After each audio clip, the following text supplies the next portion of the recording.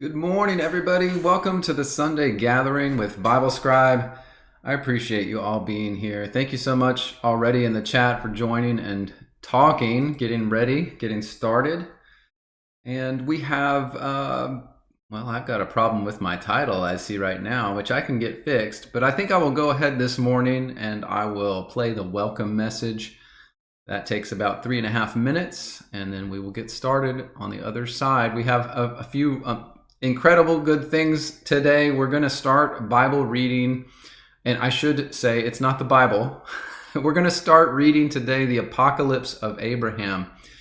It's an early actual Jewish writing, and it enlightens us on something that happened in the Old Testament that I think is important for everyone to understand.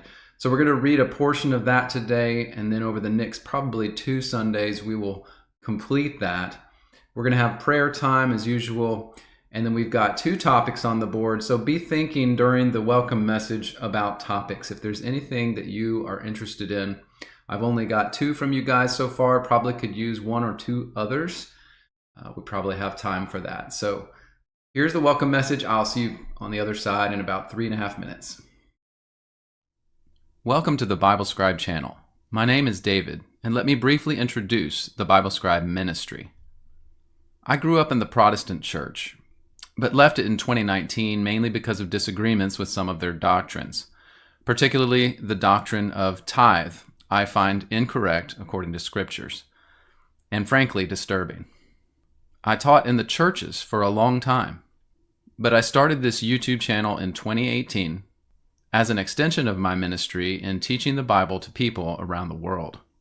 Today I've produced over 500 videos with research that is focused on the Bible first, ancient writings second, and then a variety of other topics.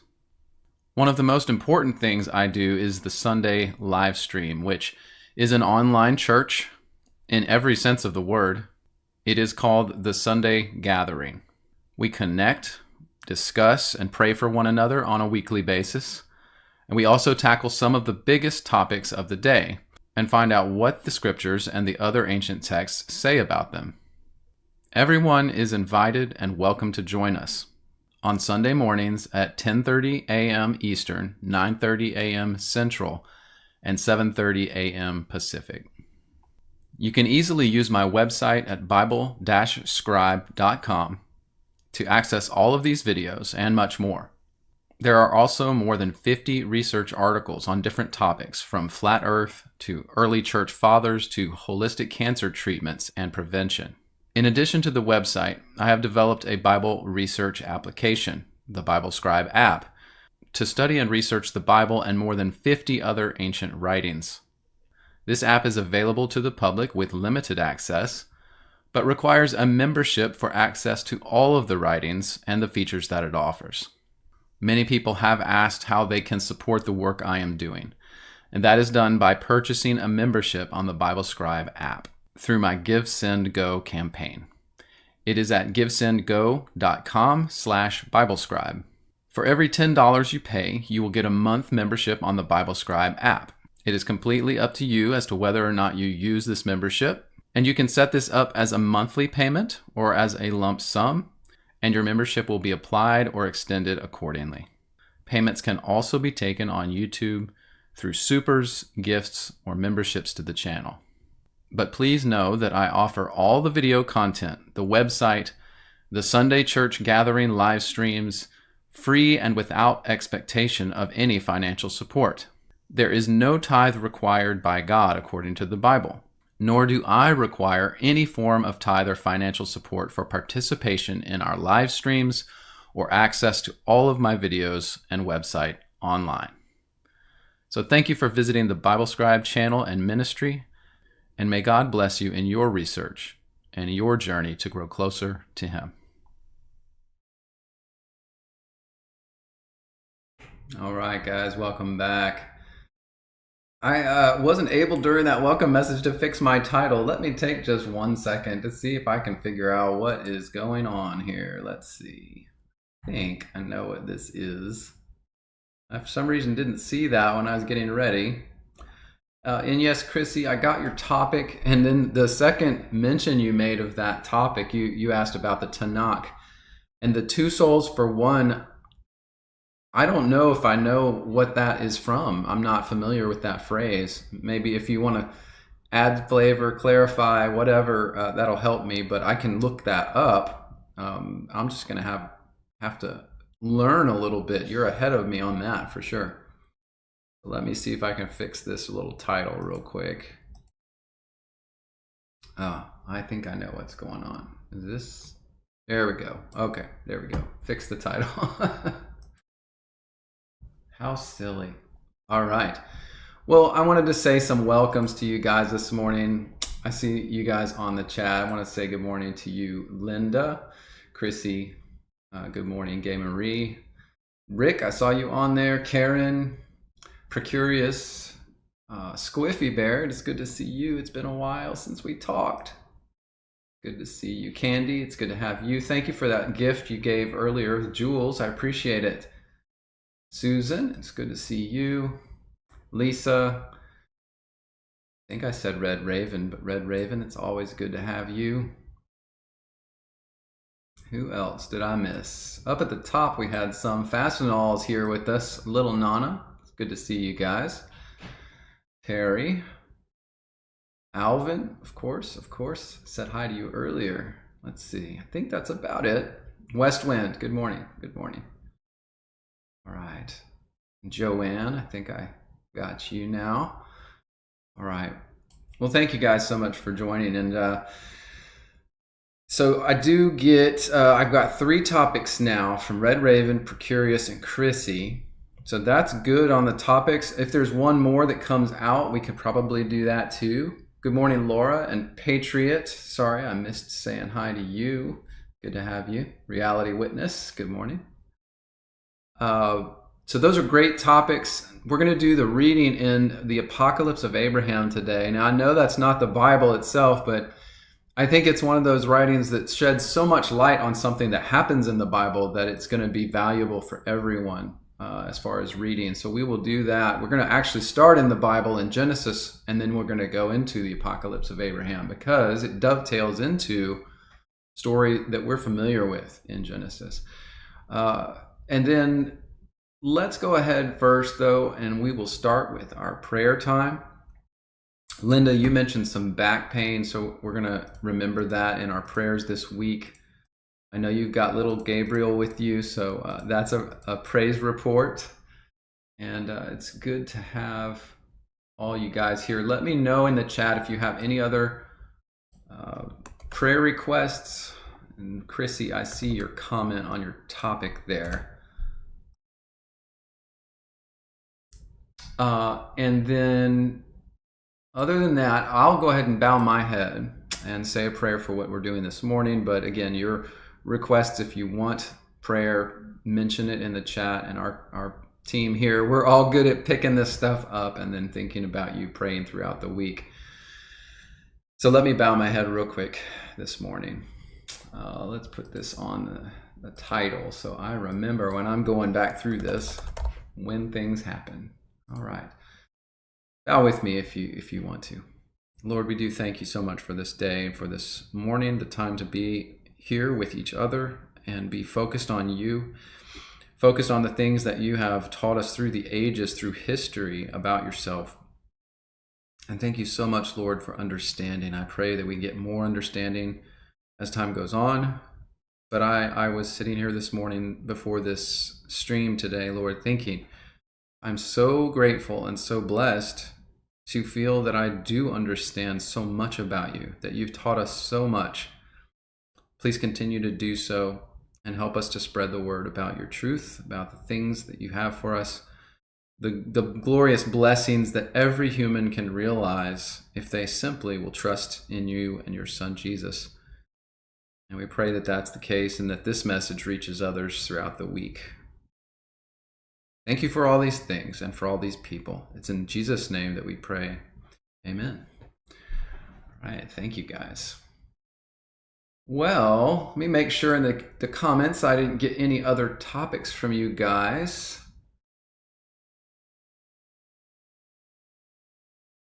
All right. Yeah, Alvin, you're right. You mentioned the sound is different here at my new location. It is, and it's because this room particularly doesn't have anything soft in it. Like it's a hard floor. It's not carpeted, and so generally it echoes in here. And I haven't figured out yet how to get rid of that echo. But perhaps there's like a filter or something I can run on my mic to make it better. But you're right, my sound was better before, and I will work on that. But thank you, it's fine. All right, let's do our reading today. Let me set this up on the title so that we are ready to go. Our reading today will be the Apocalypse of Abraham, and I'll call this part 1. I do believe it's going to be a 3-part series of readings, so we'll continue this next week and then the following, but not too long. And that's kind of what I want for our Sunday gatherings, because we're kind of restricted on time.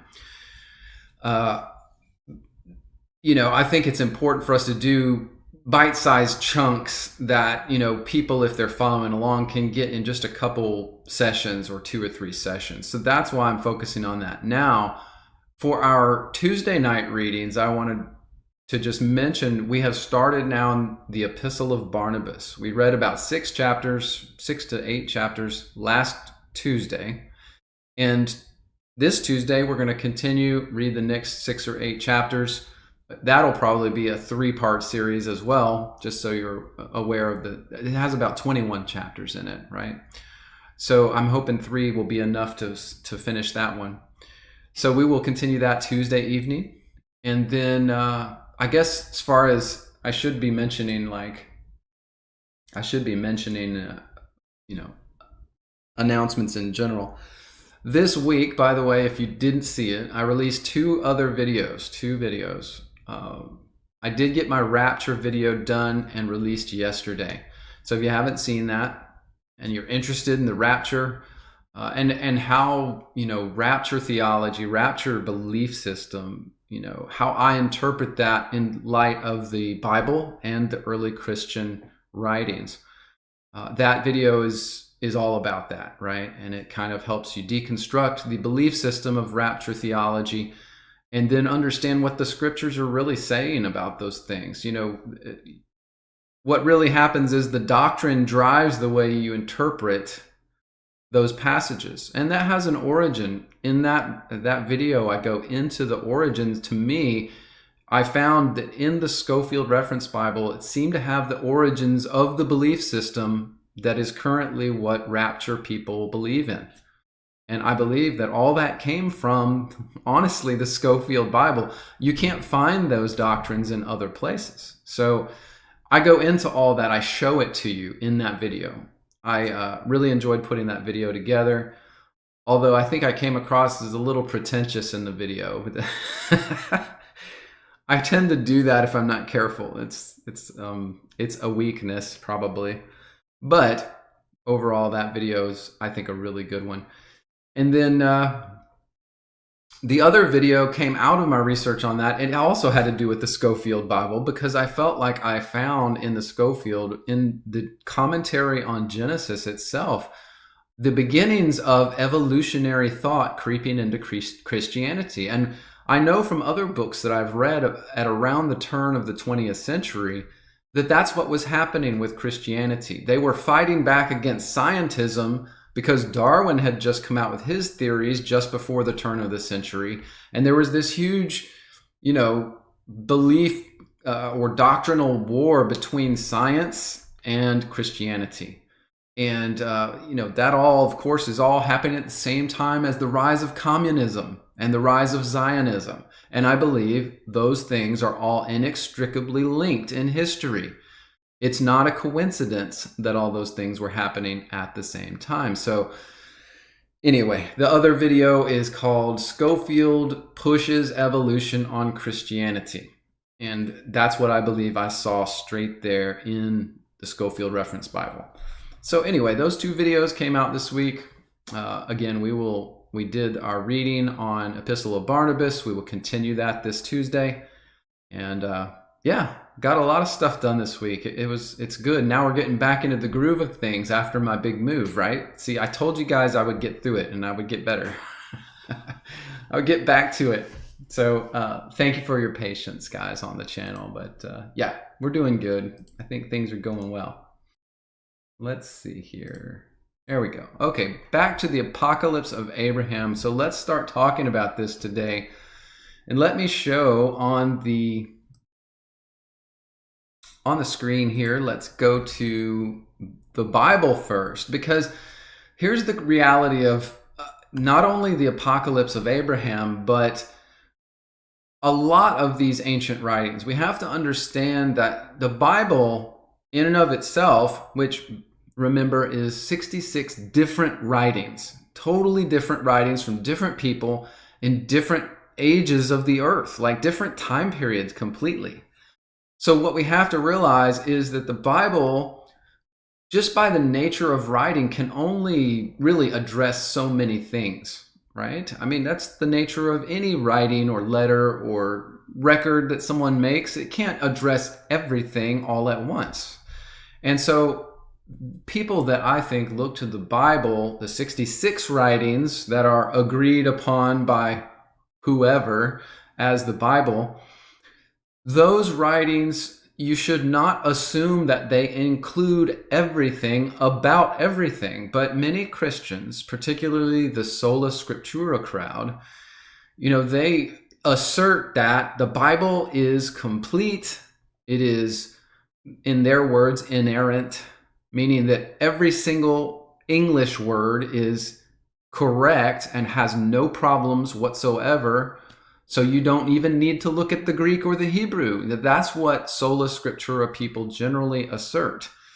And it's problematic in a number of ways. We don't need to go into that. But I'm just trying to say that what we're going to find here in the apocalypse of Abraham as we read it is that it expounds on something that in the Bible is just a few verses. And in the Bible seems very confusing to our modern ears. And that thing that we're going to look at is in Genesis chapter 15. It is when God is talking with Abraham. Now, let's read some of chapter 15 here to get acclimated before we go into the vision that is talked about in the apocalypse of Abraham. So we'll just start here in verse 1. This is some of the most important stuff in the Bible, specifically for Abraham and then the Jewish nation, the Israelites. But in verse 1 it says, after these things, the word of the Lord, which I believe is Jesus pre-incarnate, came to Abraham, or Abram, in a vision, saying, fear not, Abram, I'm thy shield and thy great reward. Abram said, Lord God, what wilt thou do? What wilt thou give me, seeing that I go childless, and the steward of my house is Eliezer of Damascus? Now this is before Abraham and Sarah had any children. She was barren, right? And Abram said, behold, to me thou hast given no seed. Lo, one born in my house is my heir. And behold, the word of the Lord came to him, saying, this shall not be thine heir, this Eliezer, who was born in his house but wasn't his child.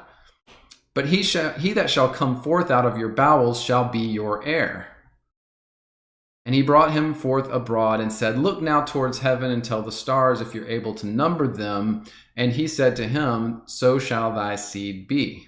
And this is the great promise to Abraham that his descendants, his heirs, he's so worried about an heir that will continue his line. God says, don't worry, I'm going to give you an heir, and through your heirs and descendants, it will be so many as the number of the stars of heaven. Now, I want to just make a little comment there. A few things ring bells in my head when I hear that, because if you've been following along in almost any of my other teachings on end times, what does it say about Christians after the great white throne judgment when Christians are living with God and Christ on the new heaven and new earth, on the new earth? What does it say about them? It says that the righteous will shine like the stars of heaven. And what happens if we go back in our heads to Hebrews chapter 12, the faith chapter? It says that the descendants through Abraham were the descendants of faith. The heirs because of their faith. That's why you are an heir of Abraham. Even for Israel, they were heirs of the faith of Abraham. And that's what made them descendants of him and heirs of the kingdom. So if we are heirs of the kingdom also because of our righteousness, our faith, then this statement to Abraham thousands of years ago about his descendants being as the stars of heaven. Now, it mentioned number here. However, just the mention of the stars at all, of course, takes me to those passages about end times when the righteous will be taken with Christ and shine forth as the stars of heaven. So it's something neat to think about. God never makes mistakes, and the things he told Abraham in the beginning are the same things he told the Christians in the end. And again, knowing this is Christ pre-incarnate talking to Abraham, that should give you some perspective, some godly perspective. All right, so that's that promise to Abraham. Now, we haven't even gotten close to the apocalypse of Abraham yet. He believed the Lord. It was counted to him for what? For righteousness. This is faith. This is the beginnings of Abraham's faith. And he said to him, I am the Lord that brought thee out of the Ur of Chaldees to give thee this land and inherit it. And he said, Lord God, whereby shall I know that I shall inherit it? And he said to him, take me a heifer of 3 years old, a she-goat of 3 years old, a ram of 3 years old, a turtle dove, and a young pigeon. Now, this is where we're getting into what is outlined here in the Bible, but what is explained completely in the Apocalypse of Abraham writing. Now, just stay with me here and think about what we read in this next section. Okay, this is a very well-known passage by people who know the Bible, but they don't understand at all what it means. All right, so let's consider that as we finish through here. Take a heifer, a she-goat, a ram, and a turtle dove, and a young pigeon. Okay, all these animals. And he says in verse 10, he took unto him these and divided them in the midst, and he laid each piece one on another, but the birds he divided not. In verse 11, when the fowls came down upon the carcasses, Abraham drove them away. Now, you got to remember all these things that happen because they will make sense once we read the Apocalypse of Abraham. They don't really make sense. I mean, it does make sense in a way to think about, well, birds came down, tried to eat on the carcasses that he had, sacrificed here, but there's more to it than that. Verse 12, when the sun was going down, a deep sleep fell on Abram, and lo, a horror of great darkness fell upon him. This is literally, this horror of great darkness is what all of the Apocalypse of Abraham writing is about. He said unto Abram, know of a surety that thy seed will be a stranger in a strange land that is not theirs, and shall serve them. They shall afflict them 400 years. Of course, here he's prophesying the captivity in Egypt. And also that nation whom they shall serve will I judge. He will judge Egypt, God will, Christ will, and afterward shall they come out with great substance. And we know from what happened in history that they came out of Egypt with all the spoils of Egypt. And thou shalt go to thy fathers in peace and be buried in a good old age. But in the fourth generation they shall come hither again, for the iniquity of the Amorites is not yet full. And it came to pass that when the sun went down, it was dark. Behold, a smoking furnace and a burning lamp that passed between those pieces. Now again, these things mentioned here is so hard for us to understand just on this passage in Genesis 15, what it is talking about. This all has meaning, every single word. And we're going to learn that when we read the Apocalypse of Abraham.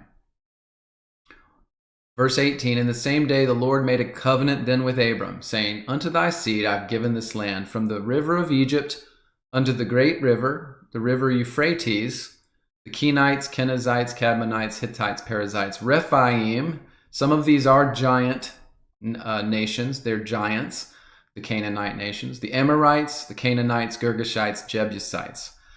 So this is the first of the promises to Abram about the inheritance of the promised land.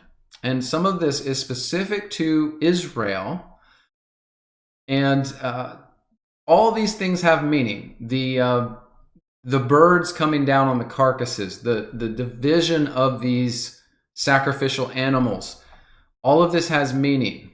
The dark horrors that he saw, the burning furnace and the lamp that passes between the pieces of the animal, all of that, you're going to see it all explained 100% in this writing. So now let's do that. Let's go to the Apocalypse of Abraham and start reading in chapter 1. Chapter 1 will be just a little repetitive. Well, actually, the whole thing is chapter 1. But as you see here, you'll see it's a very long chapter. It goes and goes and goes. Just the nature of the writing, it's not broken up into chapters. So we will read some here. It will be a little redundant, telling you about what Abraham just did, what we saw in Genesis 15, but also will expound on it. So let's start here in verse 1 of the Apocalypse of Abraham. We'll get as far as we can today, probably, I don't know. We'll just do as many verses as makes sense, and then we'll move on today. Then a voice came to me, Abraham, speaking twice. Abraham, Abraham, he said, here am I. And he said, behold, it is I. Fear not, for I am with you, for I am before the ages. Even the mighty God who created the first light of the world. I am your shield and your helper. Go and take me a young heifer of 3 years, a she-goat of 3 years, a ram of 3 years, a turtle dove and pigeon. Bring me a pure sacrifice. And in this sacrifice I will lay before you, what? The ages to come. God is going to show Abraham a vision of the future through this sacrifice. And he says, I'll make known to you what is reserved, and you shall see great things that you have hitherto not seen. Because you have loved to search me out, and I have named you my friend. Now, I'll just mention, because some of you want the reference material to go look for yourselves, but I believe it's in the writing of Jasher, it gives detail on Abraham's time before, like, the time of the Tower of Babel. Essentially, when he was with his parents still in Ur of the Chaldees. And these words here remind me of what's in the book of Jasher about Abraham before that time period. Because he did seek God out. He looked into the heavens and he said things like, this has to be from a God that is true and not from the idols that my parents worship. So that's the kind of thing it is recorded for you in the book of Jasher. Perhaps some in the book of Jubilees as well. He says, but abstain from every form of food that comes out of the fire, and from the drinking of wine, and from anointing yourself with oil for 40 days, and set forth for me the sacrifice which I have commanded you, in a place which I will show you on a high mountain. And there I will show you the ages which have been created and established by my word. I will make known to you what shall come to pass in them on those who have done evil and righteousness in the generations of men. He tells Abraham, I'm going to show you, if you prepare yourself the way I'm asking you, I will show you a vision of the ages that are to come, of future history. Now, I just want to say here that this reminds me now of other prophets whom also were told before they would receive the vision that God had for them, they had to do something. Right? They had to, he says, abstain from forms of food, from fire, from burnt food, and drinking wine. And then don't anoint yourself with oil for 40 days. You're going to be a stinky man for a little bit. You're not going to clean yourself up. And you're not going to eat cooked food, and you're not going to drink wine. So that leaves you with like the same types of things that, for instance, John the Baptist ate before Christ came. Locusts, wild honey, natural things off the plant, and no wine, only water. And then no anointing of yourself with oil. Now that just makes me wonder, God seems to have a way of, dealing with humans that may include, you have to prepare yourself if you're really going to hear from God. Maybe this is something we should all consider, because this is said so many times with the prophets. In preparation for receiving the word of God, the vision of God, they had to do things. They had to eat certain ways, not drink wines, perhaps, and all these other different things. And again, we keep seeing this with other prophets. So I just thought I'd mention that. It's very interesting. Verse 4 here. Came to pass when I heard the voice of him who spoke the words to me, I looked here and there and found no breath, and my spirit was frightened. You remember in Genesis 15, we read, he saw dark horrors in this vision. It was hard for him. Now that's a reference to what it's talking about here. He says, my spirit was frightened. My soul seemed as if it departed from me, for I fell down as a stone, like a dead man upon the earth, and had no more strength to stand. While I was thus lying with my face toward the earth, I heard the voice of the Holy One speaking, Go, Joel. Sorry about this text here, but it says, Go, Joel, and by means of my ineffable name, raise up yonder man and strengthen him. By the way, Joel, because we see that the suffix el, we can assume that's an angel, right? And it's obvious from the text, this is an angel. So Christ here tells an angel, hey, go pick up this man, help him, strengthen him for the vision he's going to get, so that he recovers, it says, from his trembling. It's going to be tough. It's going to be some kind of vision he's going to get. Verse 5, the angel whom he sent came to me in the likeness of a man and grasped me by my right hand and set me on my feet and said to me, Stand up, Abraham, O friend of God who loves you, and sees you, for lo, I have been sent to you to strengthen you and bless you in the name of God, who loves you, the creator of the celestial and the terrestrial. Be fearless and hasten to him. I am called Joel, by him who moves those who exist with me on the seventh expanse over the heavens.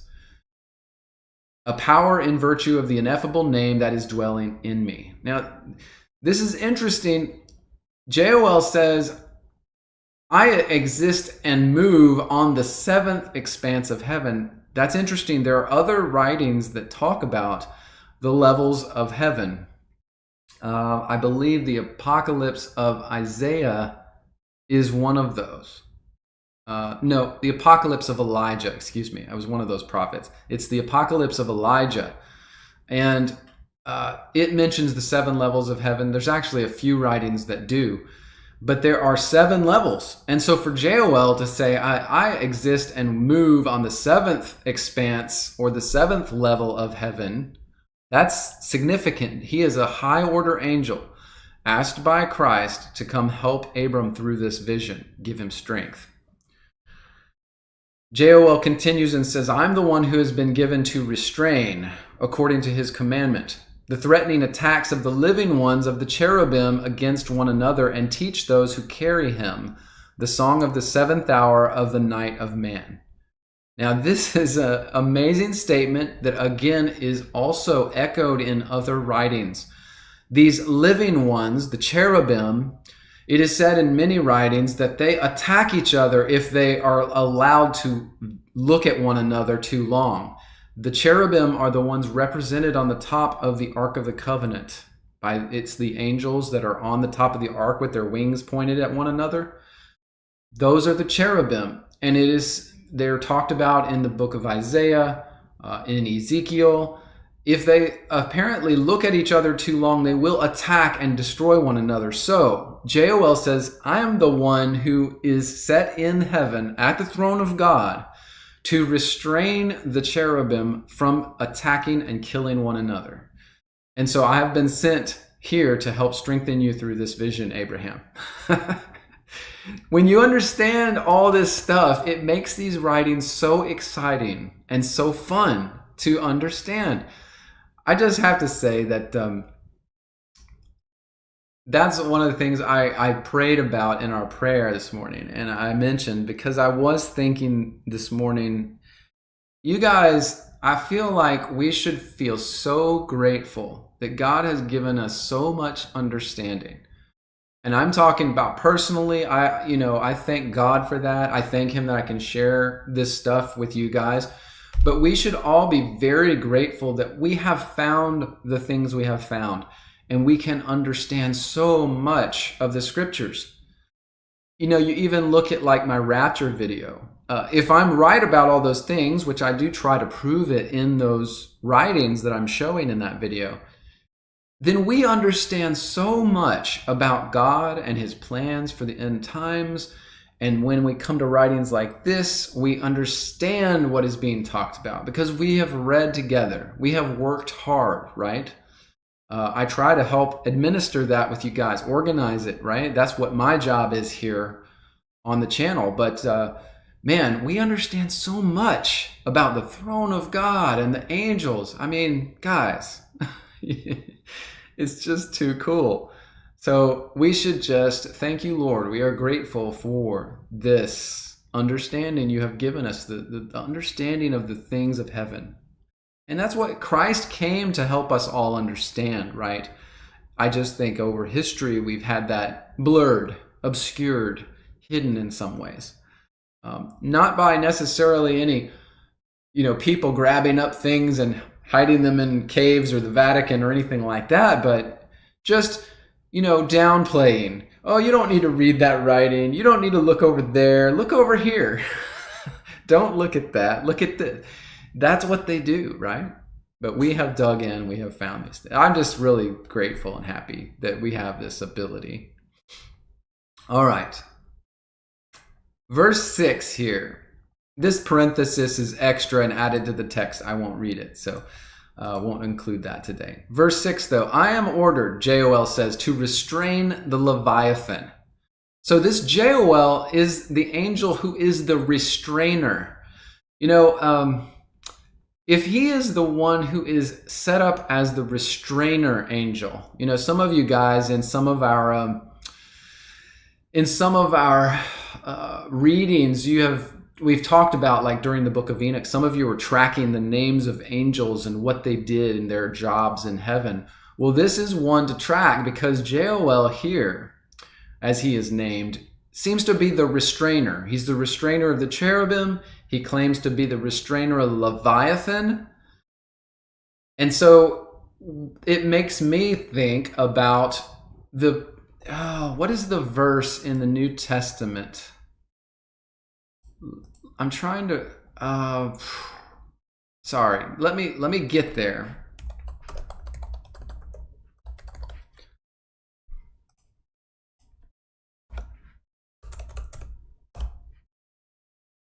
Let me see.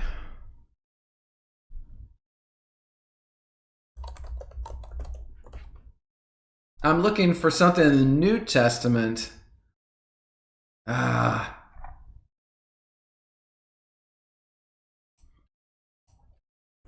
I think some of you may know what I'm talking about.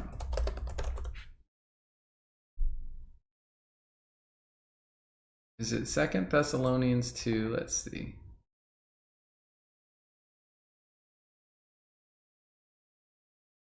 Right, here it is. Okay, so 2 Thessalonians chapter 2. Now, this is a description of Antichrist, recognized this way by early Christians and scholars through the centuries, that this 2 Thessalonians is talking about this man of sin that would be revealed, the son of perdition, the son of worthlessness. And there would be a falling away first. Now, this is known throughout history. And I want to restate, even the early Christians talked about that this was the Antichrist figure, the man of sin that would be revealed but had not been at the time of Christ. So, when it comes down here and says the mystery of iniquity works, but only now he who allows or restrains will restrain until he is taken out of the way. And then will the wicked be revealed, the man of sin be revealed. So is this the work of Joel? Is he the angel that restrains even Antichrist from coming until the appointed time? That is an interesting thing to think about, something that we should maybe look at further. But anyway, just, when I read and I see these connections, I want to make the connections so we understand I'm going to leave this up. I may cross-reference this actually when we're done here today. But verse 6, Joel restrains Leviathan. Every attack and menace of every single reptile are subject to me, he says. I am he who has been commissioned to loosen Hades and destroy him who stares at the dead. The staring at the dead is a phrase used in terms of Satan in other texts. He says, I have been sent to bless you now in the land which the Eternal One, whom you have invoked, has prepared for you. And for your sake, I have wended my way upon the earth. Joel has come down at the request of Christ to take Abraham through this vision. Stand up, Abraham, go without fear, be right, glad, and rejoice, for I am with you. For age-lasting honor has been prepared for you by the Eternal One. Go and fulfill the sacrifices commanded, for lo, I have been appointed to be with you, and with the generations that will spring from you. And with me, Michael blesses you forever. The angel Michael, he says, blesses you. Be of good cheer and go. And I rose up and saw him who had grasped me by the right hand and set me on my feet, and the appearance of his body was like sapphire, the look of his countenance like chrysolite, the hair of his head like snow. Now this description of Joel, you need to take note. You know, this reminds me of other things as well. This is the description of a high order angel. An angel that actually works on the seventh level of heaven around the throne of God. His body is blue like sapphire. His look is like chrysolite. His head is like snow, white hair. And the hat or turban on his head is like the appearance of the rainbow. Now that to me is not a hat, okay? Even though it says turban, I think that it's just it means a head dressing. But what it's describing is like the aura that surrounds the throne of God in heaven, the throne that Joel attends. It's saying that the thing around his head is like a rainbow. And remember, the throne of God is described as having an emerald rainbow around it. So if you can, again, picture all these things and understand what is in heaven, this is what it's talking about. Not a hat. This angel is blue with crystalline appearance, very bright skin, white hair, and around his head is an aura of rainbow, like green emerald, probably, just like the throne of God. The clothing, his garments are like purple, and a golden scepter in his right hand. This is the angel Joel. He said to me, Abraham, I said, here I am, your servant. He said, let not my appearance frighten you, nor my speech, that your soul be not troubled. Come with me, I will be with you, visible until the sacrifice, but after the sacrifice, always invisible. Be of good cheer and come. And we went, Abraham says, the two of us together. Joel stayed with Abraham visibly as a man with this appearance for 40 days and 40 nights. I ate no bread and drank no water, because my food and drink was to see the angel who was with me and to hear his speech. So Abraham says, not only did I not eat anything from the fire and I didn't drink wine as I was instructed, I didn't eat anything. He says my food and drink was to just be with this angel who was with me and hear him speak. So it's incredible. It reminds me of the fasting that the new early Christians did in the 1st and 2nd century. They were just adamant about fasting, and it was to hear from God more than likely, for many reasons. We've talked about the reasons that the early Christians fasted too. And it says, we came to the Mount of God, Mount Horeb. And I said to the angel, singer of the Eternal One, I have no sacrifice with me, nor am I aware of the place of an altar on this mountain. How can I bring a sacrifice? And he said to me, look around you. And when I looked around, there were, following us, the prescribed animals, the young heifer, the she-goat, the ram, the turtle dove, and the pigeon. And the angel said to me, Abraham, and I said, here am I. And he said, slaughter these animals, divide them in halves, the one against the other, but do not sever or divide the birds.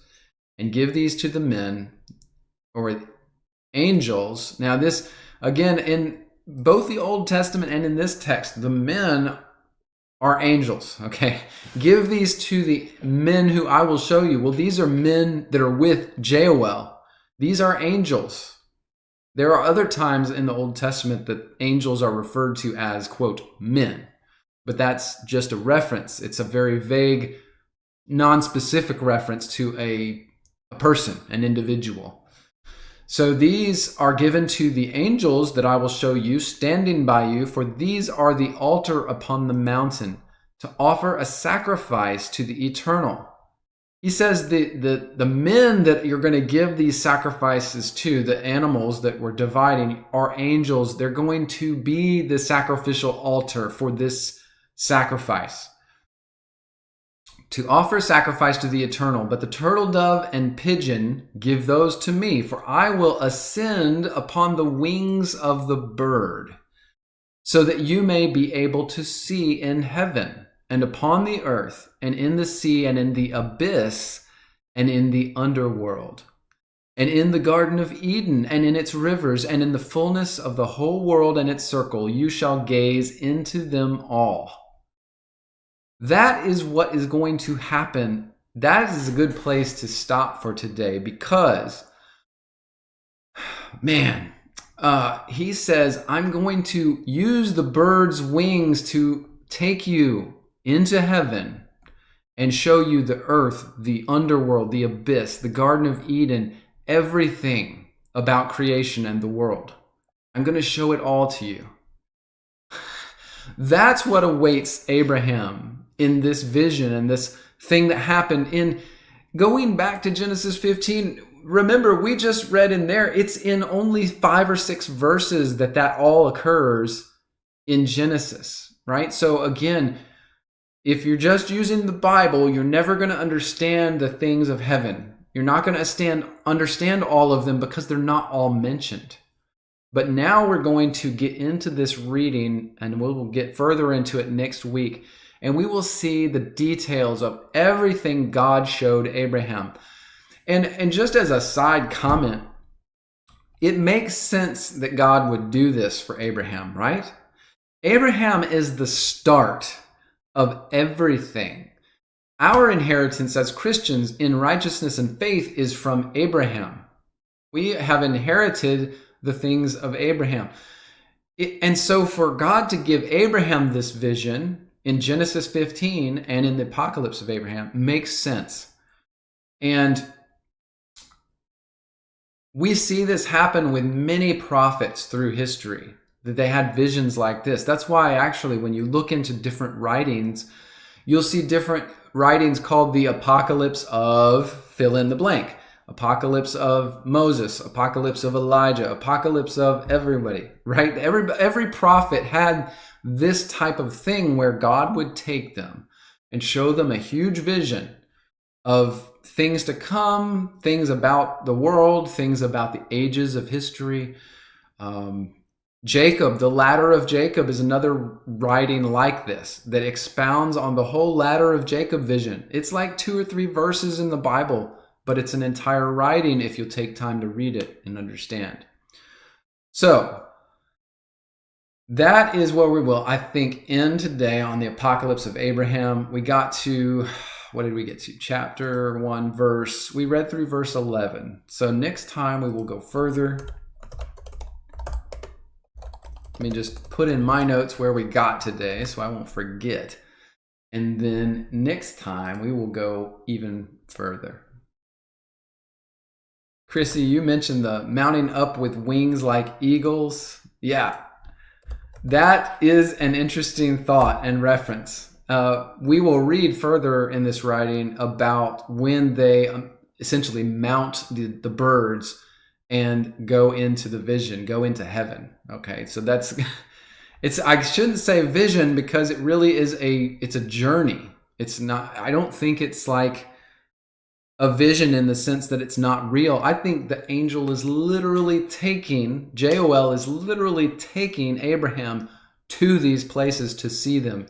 Whether it's in the body or in the spirit, that's a good question. We probably never know the answer. However, very interesting. Linda, you asked a topic question there, and I will take that down and put it on the end here today. Let's see. All right, so I got it. Linda, got your question. What else do we have? Chrissy, you asked, do I have a playlist of the various readings with commentary? I think many people would do a search for the writings and would do well to find these. Chrissy, I will. It's one of those things that I get asked occasionally, and it's like, man, I want to have more of that cataloged so that it's easier to find, but it is kind of spread around. And to be frank with you, Chrissy, to be honest, like as time goes on and I have learned more, like this reading, I actually have a video of the Apocalypse of Abraham. It's a two-part called The Dividing of the Heifer, I believe is what I called it. And it's a two-part video. So I have this one already done, and I did it 2, 3, 4 years ago, right? But now I know more. So it's like, well, now do I need to catalog the old one better, or I need to do the new one and then, edit that up and then put in a new, it's a monumental amount of work. So I'm just trying to make sure that I am economical about how I do it. I agree with you. I want this stuff to be very accessible to people. Definitely.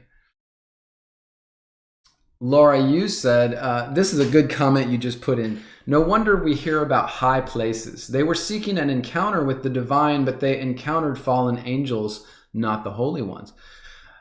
Exactly. And the high places, by the way, Laura, when I have looked into that phrasing and that thought, that concept in these writings, I've seen it a few times.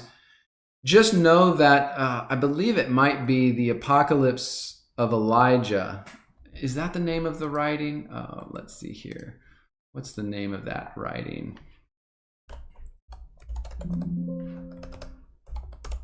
Yeah, the Apocalypse of Elijah. I believe it explains in there. I'm not 100% sure, but I think it explains in there. It's in one of the writings that it says, I think it says like 30 cubits high is the beginning of heaven.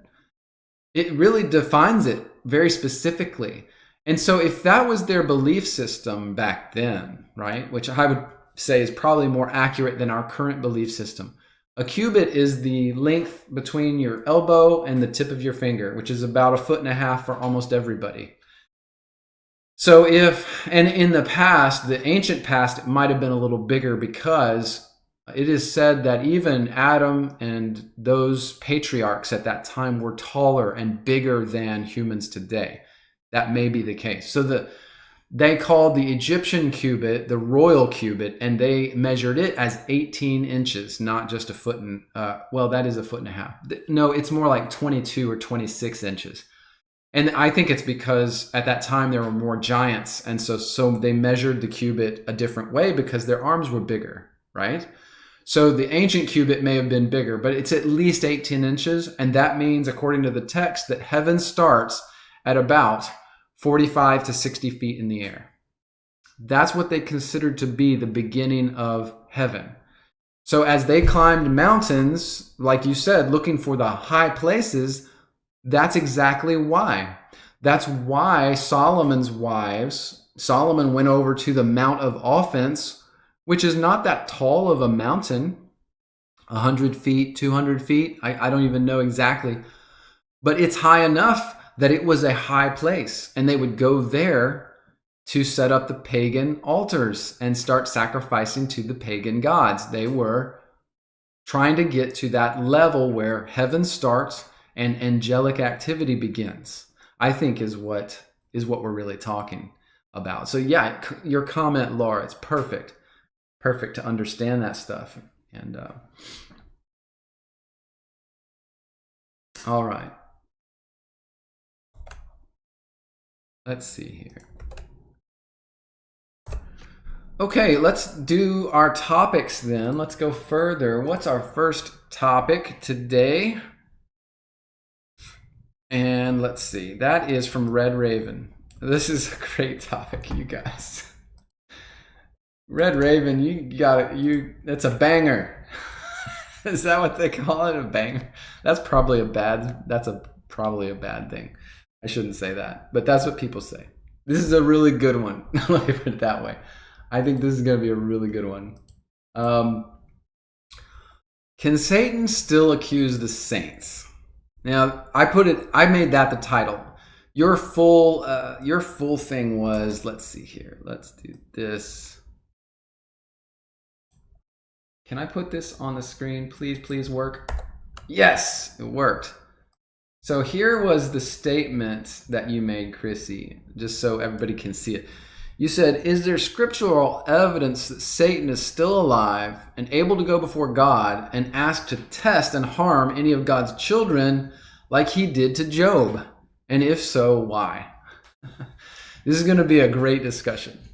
So I did, Red Raven, right after you said that, because I got that one early. You came on at about 20 minutes before we started here. I was able to look up some stuff. And of course, we can go to Job. But let's do that real fast, and let's start there, because Job's information is important there. So let's see. What happened to Job is a perfect example of this, right? So if I go over here to Job chapter 1, there was a man in the land of Uz. His name was Job.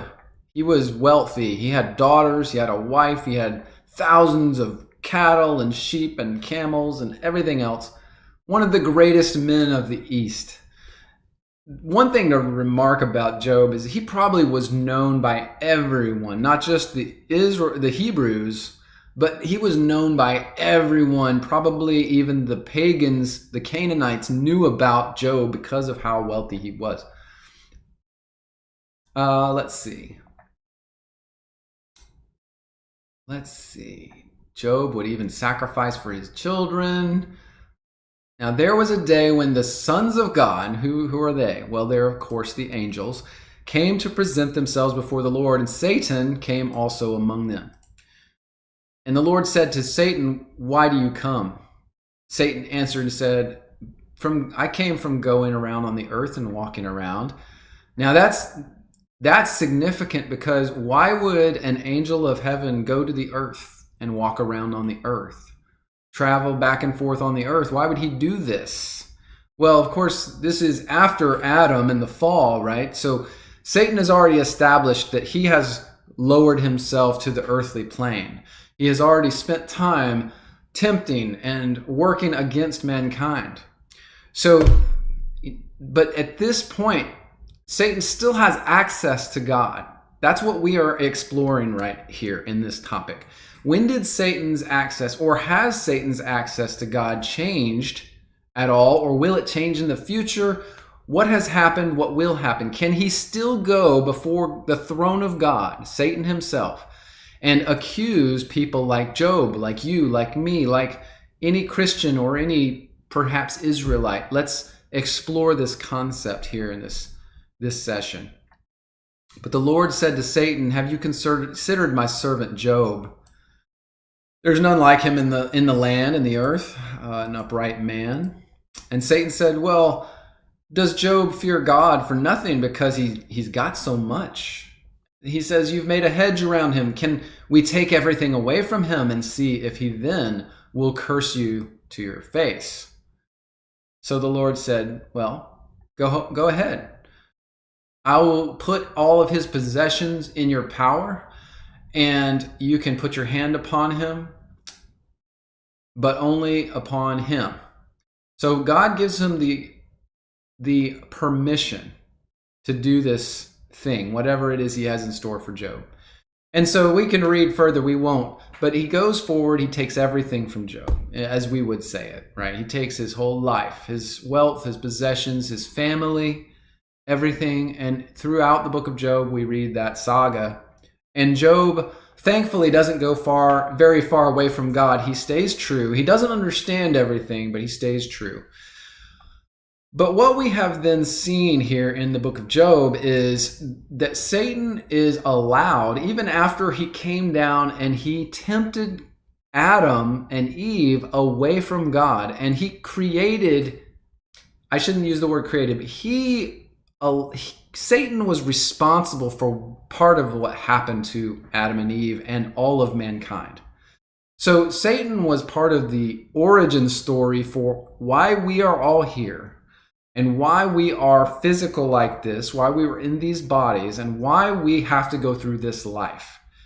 And Satan continuously, with his angels, those who went with him and all of this, he does this type of thing. So Job is this prime example of what Satan was able to do throughout history. Now, the book of Job is old, from the Old Testament. It's a very long time ago, probably in the range of 2,000 or so years before Christ. So that's what we're talking about as far as the time frame. Let's look at another passage where this type of thing happens, and that is in Zechariah chapter 3, verses 1 and 2. It says, "He showed me Joshua the high priest standing before the angel of the Lord, and Satan standing at his right hand to resist him." Now this is Joshua standing before the angel of the Lord, the messenger of the Lord. Again, this is one of those where I think it's talking about pre-incarnate Christ. And Satan standing at his right hand to resist him. And the Lord, or this angel of the Lord, said to Satan, "The Lord rebuke thee, O Satan. Even the Lord hath chosen Jerusalem, rebuke thee. Is this not a brand plucked out of the fire?"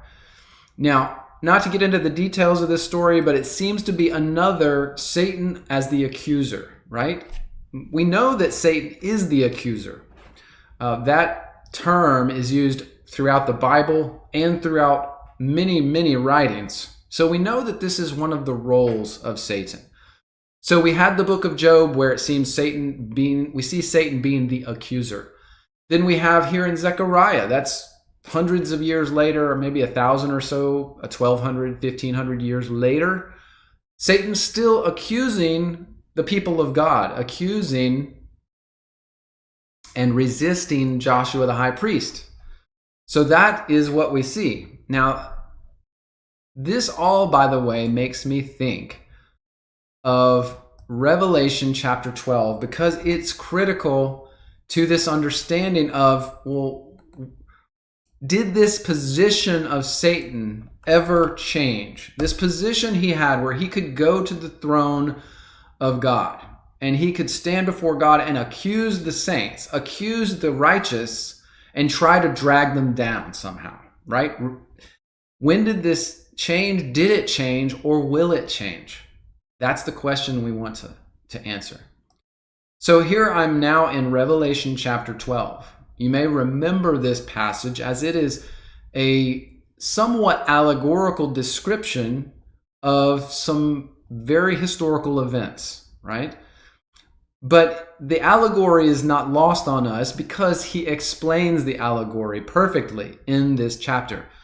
When was this writing written? It was written by John in the 1st century. He received this vision from God and of Christ, and was told all sorts of things, not only about history, but about what was coming in the future.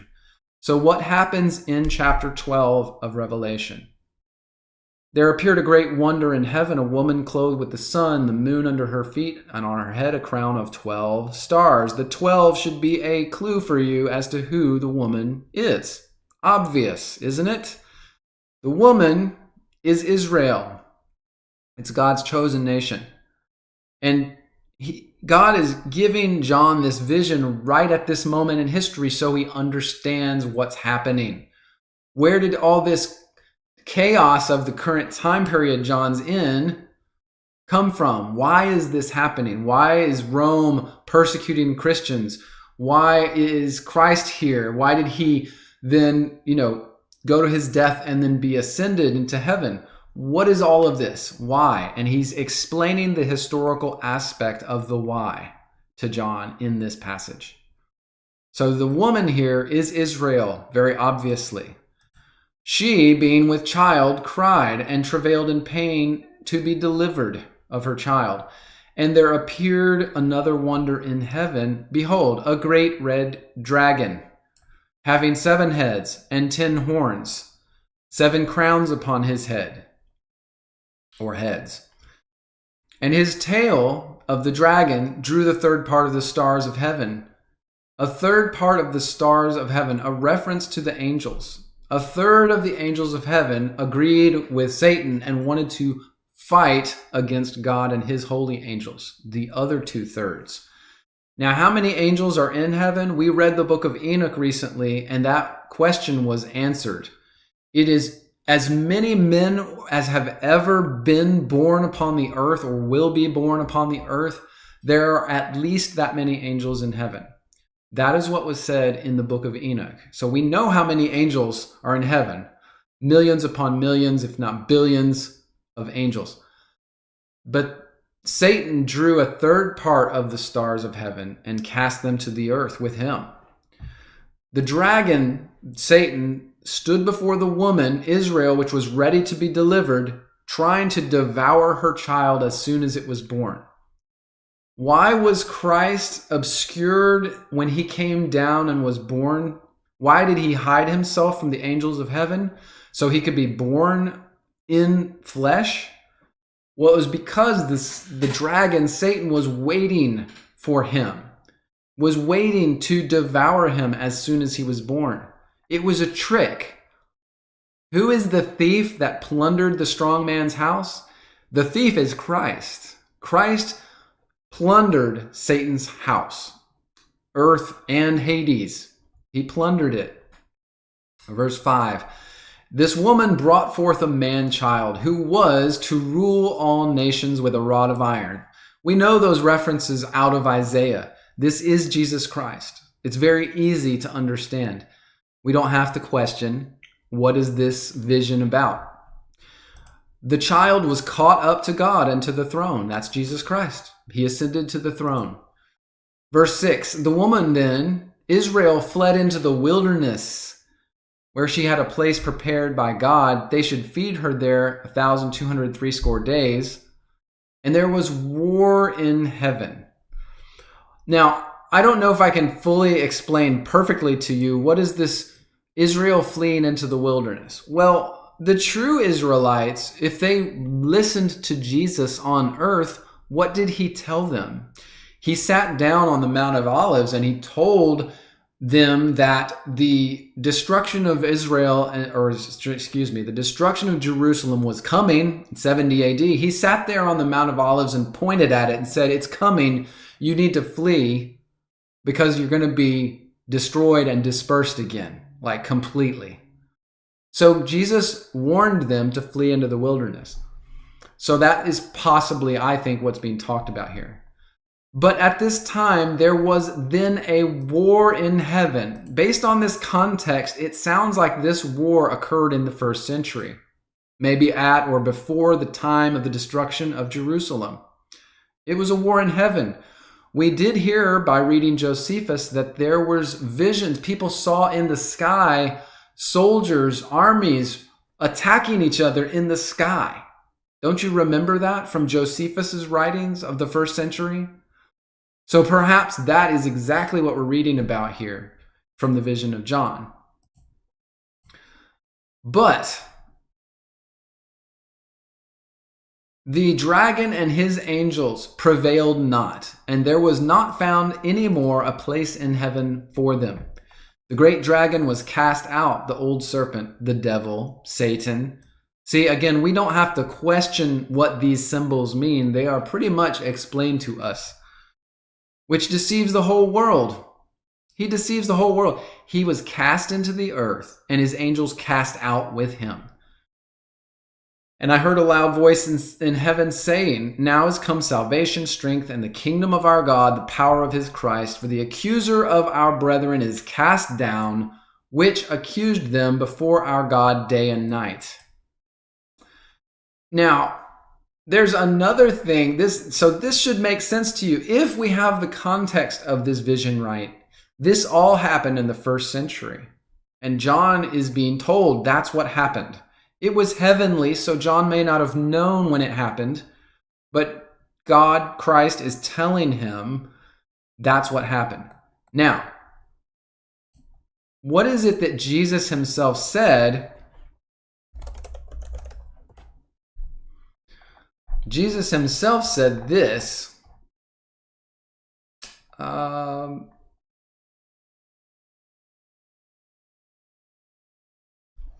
Where is it? Cast.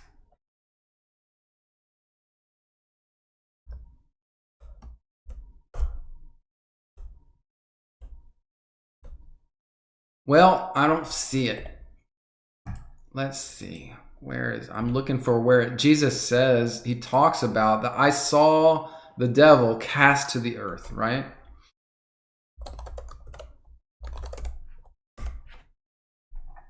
See if I can find it. You guys know probably what I'm talking about, but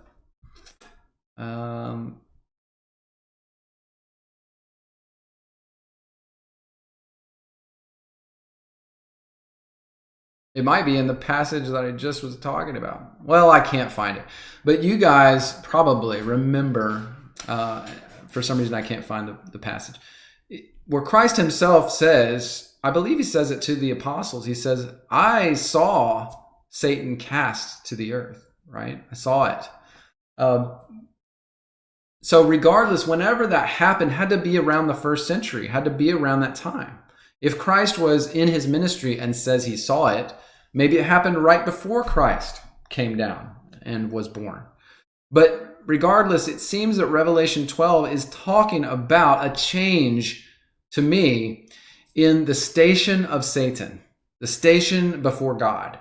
So that's what we're talking about, Red Raven, to your question. Can Satan still accuse the saints in the throne room of God? Can he go to God in heaven? And can he now accuse us, the saints? Well, there's some other passages we can look at here that will help us. Let's go to John chapter 12. Verse 31 here. John 12:31. Now is the judgment of this world. This is Jesus speaking. Jesus answers and says, the voice came not because of me, but your sakes. Now is the judgment of this world. Now shall the prince of this world be cast out. So this is Jesus saying Satan's about to be cast out. Now, John 12, that's where we are. Now, Colossians 2, verse 15. Let's go to Colossians 2. If I can get this stuff squared away. Colossians 2:15 is Paul talking about Christ and says he has spoiled principalities and powers and made a show of them, triumphing over them in the crucifixion, in his sacrifice, his death. So this could also be responding or referring to the same type of thing, and include perhaps Satan himself. So this idea that at the time of Christ's advent, Satan was cast out of heaven as well. And if Satan tempted Christ in the wilderness, let's think about that. So we got to make sure we got our chronology right. If Christ was tempted by Satan in the wilderness, perhaps this fall of Satan to earth and casting out of Satan from heaven, perhaps it occurred before that. I'm not 100% sure about that, just so you're aware. Because Satan obviously was coming down to earth even before he was, quote, cast out from heaven. You might ask yourself, well, was Satan cast out of heaven when Christ ascended and took the throne? That might be the case. That might be the actual case. This is something that I probably, like Red Raven, to your question here, could do an entire video about, and would be incredible. Like if I could find all these different references, have a little time to, of course, nail them down, this might be an incredible journey here. But it's good to, again, know these things, right? We're kind of finding this stuff out. In Romans chapter 8, verses 33 and 34, we have some more clues here. He says, who will lay anything to the charge of God's elect? It is God that justifies. Who is he that condemns? It's Christ that died, yea, rather, that is risen again. So here is Paul, after the ascension of Christ, saying, nobody can lay any charge to God's elect. No one can really accuse them, perhaps, of anything. Is this another clue that even at this time, let's say Paul wrote this Colossians in 55 AD, after Christ had taken the throne, the kingdom is established, now perhaps no longer can Satan come before God and accuse God's people.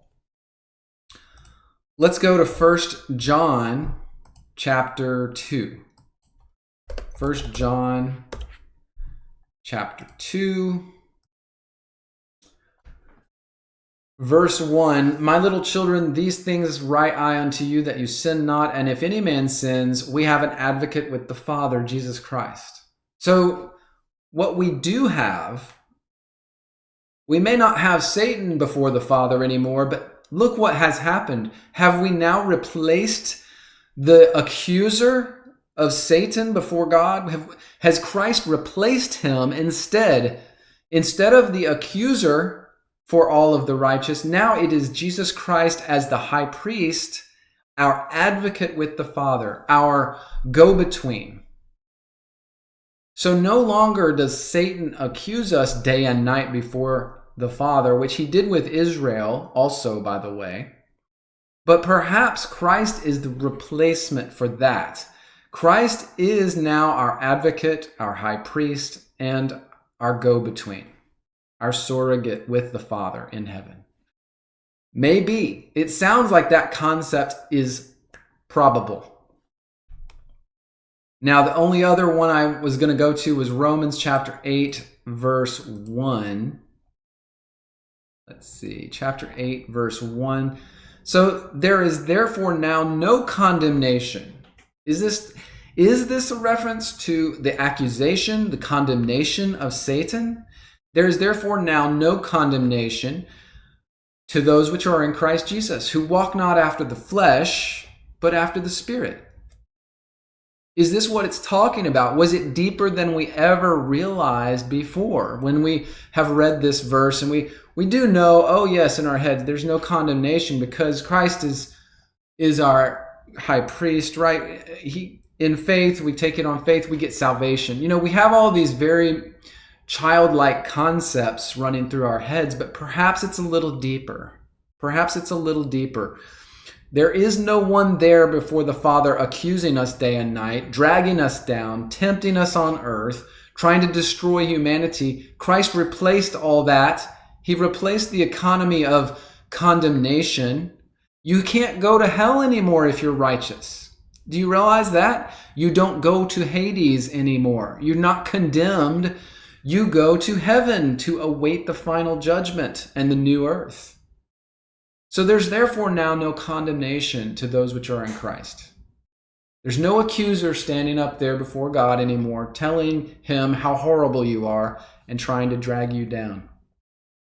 So I think that overall, that's the verses I found this morning, Red Raven, when you asked that question. And that's where I think we are right now. Christ is up there as our high priest and our advocate. No longer can Satan even come before the throne. He is not worthy. He has been cast out. And that battle already took place. And it already had taken place, maybe around the time or just before the advent of Christ, perhaps at the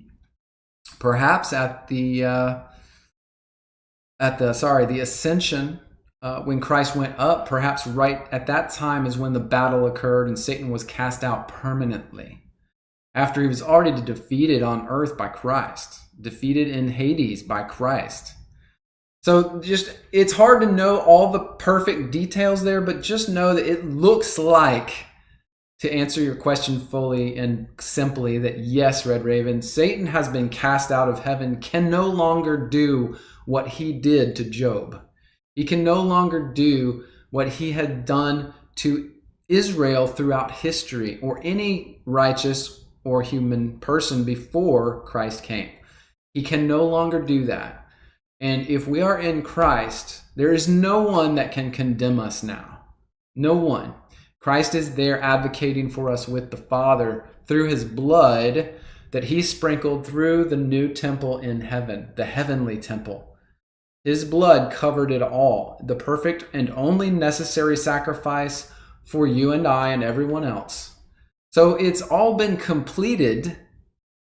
The only thing left now is for him to take ownership of this entire earth, to finalize the kingdom, and then remake the earth for the new earth, so that he then can come down and live with us here.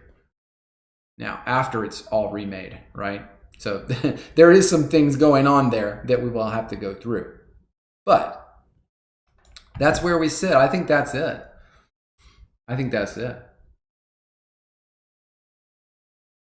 Yes, Deborah, that's a really good way to put it. You said Satan has been defeated, just not totally destroyed. Right. We have to be careful in those passages in the English where it says, he crushed Satan underfoot, or he destroyed, or it does say often he defeated, and that's really the truth. Satan wasn't destroyed at the time of his advent. He was put down, he was defeated, he was cast out of heaven. All of these other things happened to Satan.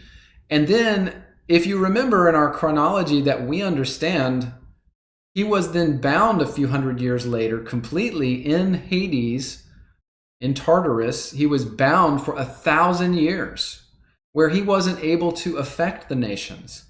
But now, as we understand, he has been let out for the final deceptions that will occur, the final time. And then he will be totally destroyed in the end at the great white throne judgment. Right? He will be cast into the lake of fire, it says in Revelation 20:21. Yep. And Deborah, to clarify, you say he has only been given permission to deceive in this season. Yeah, that's true, but I don't think he has the permission right now to go before the Father like he used to, like when he did with Job. I don't believe that Satan can do that anymore. He can't go to heaven and petition the Father to let him attack specifically Christians, because that wouldn't make sense, would it?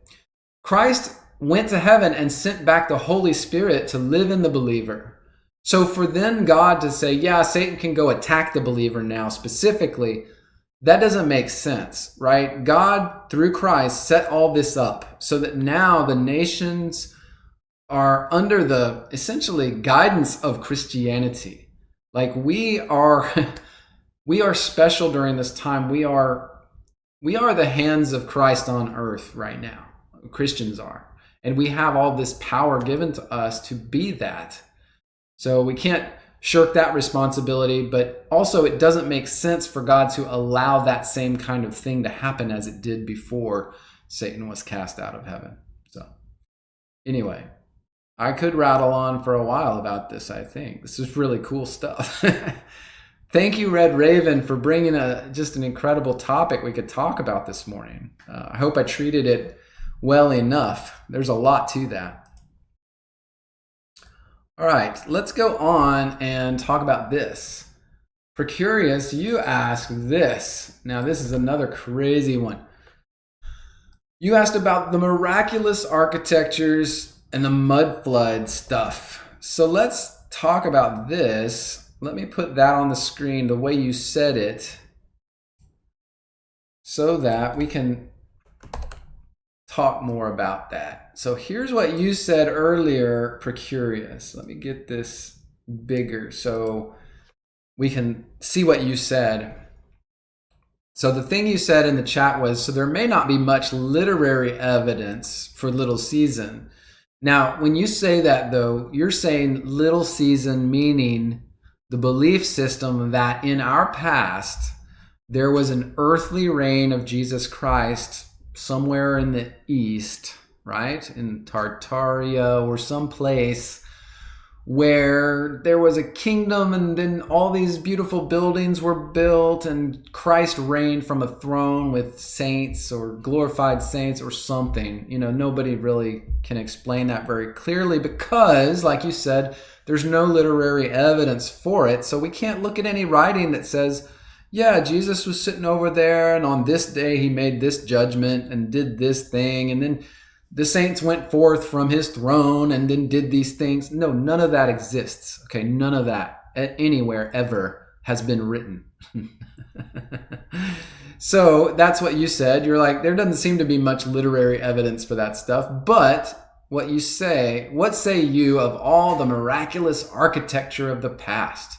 If not built by humans, was it angelic or demonic? Well, Procurious, your question is well taken. I know that there's so much interest in this stuff, and I do have a desire to help address it, to help people with these questions. I'm not going to pretend I know all the answers, but oftentimes I just want to say with this type of idea, because it is made from a position of very little evidence. So little evidence, in fact, there is not any good evidence for it. It is a view, a belief system that is built on lots of assumption and speculation. And I'm not saying that that's necessarily all bad, but what I am saying is that I can't grab anything out there to pull on and then say, here's what some of the reality of that looked like. Here's some reality. No, but what we can do is, here's what we see. We see people bringing up things like this temple in India. This temple called, the Veduvan Coil from the 8th century. It is known to be from the 8th century, according to some kind of scholarship, right? And it is a very intricately detailed, sculpted, it seems literally like it was probably carved from rock itself, right? It looks like, based on this hole it's in, that they literally dug and carved their way down and then sculpted it, perhaps out of the surrounding rock, right? I mean, we can make that assumption. I don't know the history of this particular building, right? You don't know the history of this particular building, do you? I mean, that's an interesting question. So I thought maybe, the problem with me trying to address this is specifically on like this live stream right now, is that the claims of these groups and channels on YouTube and TikTok and Instagram, they're just showing you building after building. These buildings are from vastly different centuries, different ages of time. They're not from the same time period. They are from vastly different regions of the world. They're not from the same region of the world, not from the same people. So there is the way they do that, and then they show picture after picture after picture and just have this voiceover that's like, who could possibly create or construct these intricately designed buildings? There's no way humanity could do this. Did they have help from angels? They'll say stuff like that. That's what they say. And you have to admit, that's exactly the types of things they say. They don't answer questions. They provide you questions so that you start asking questions, but you don't have any answers, right? That's what they do. I hate to say it, and it's probably not always intentional, but that's a mind game.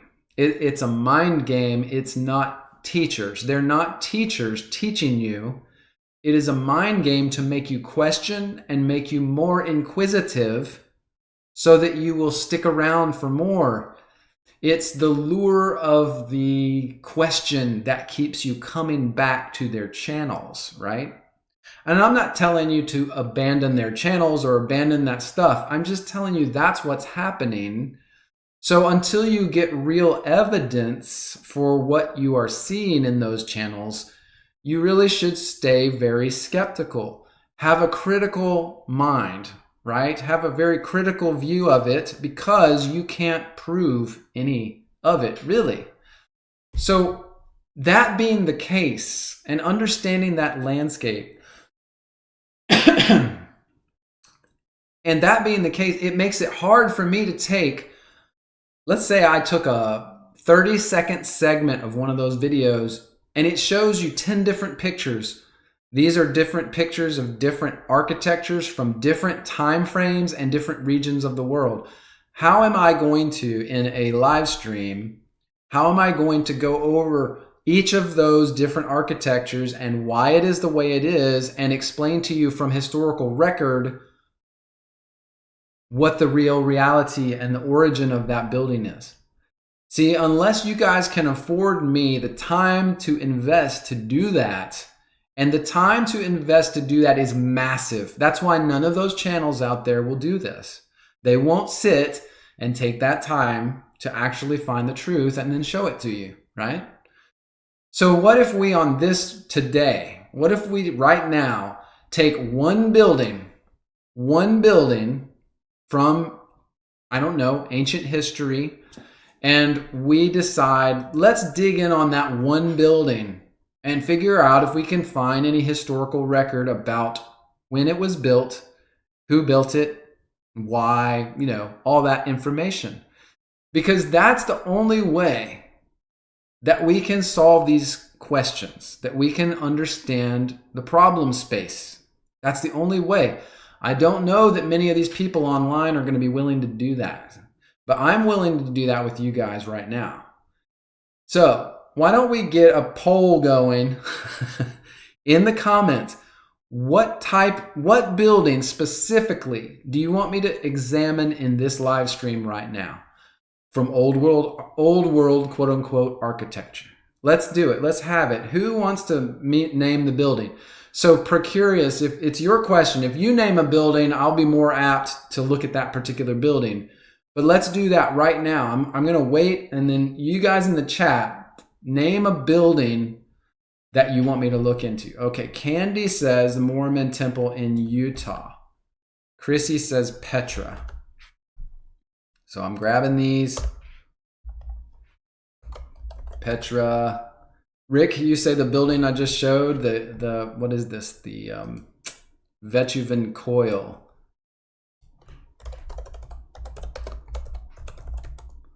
Okay. Okay, that's good. So we've got 2 for Petra. 2 for Petra. We've got Rick, you're on this one. I can keep these and of course do these in the future too. So if we don't get to one, I don't want people to get discouraged.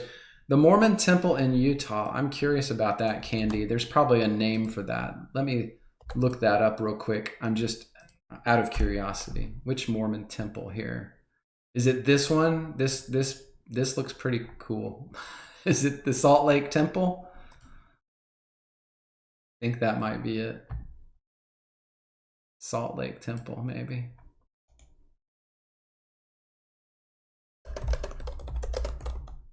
Okay, Candy.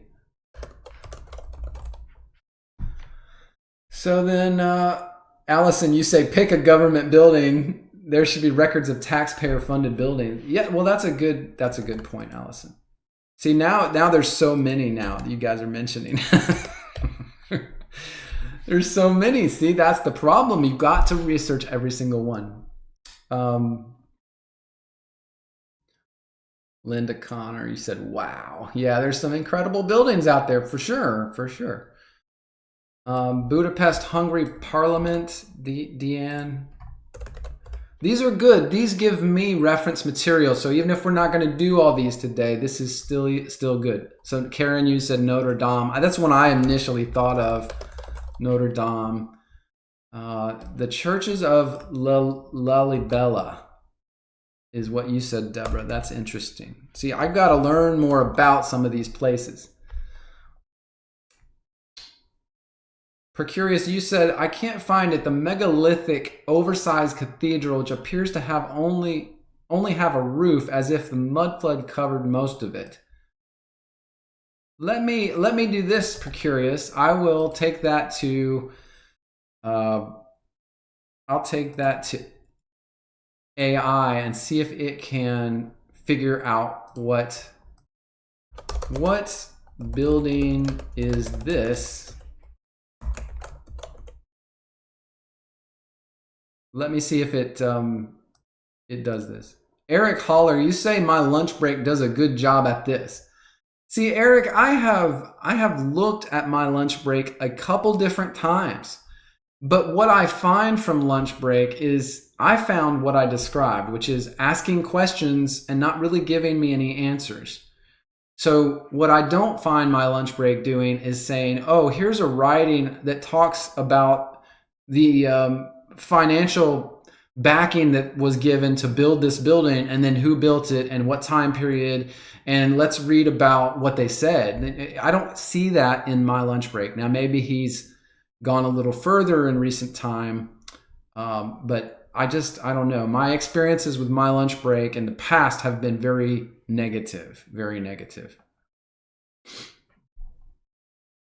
Okay.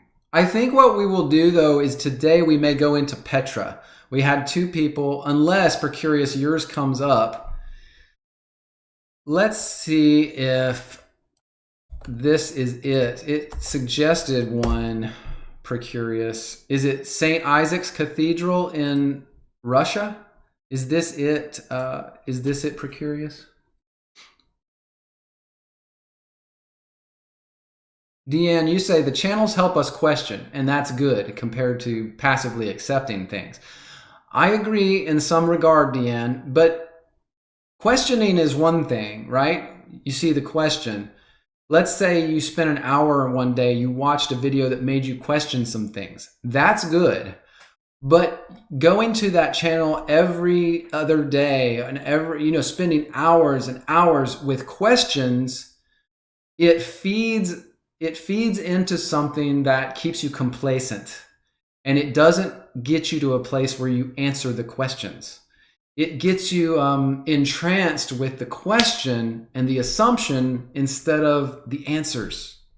So if there's no answers, asking the questions all the time doesn't help anybody, right? It doesn't really help anybody.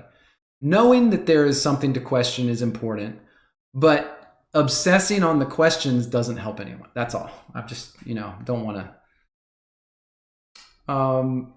Precurious, you said spire. You said no, it looks like spires, not a dome. Let's see if we can find yours, Precurious. I want to.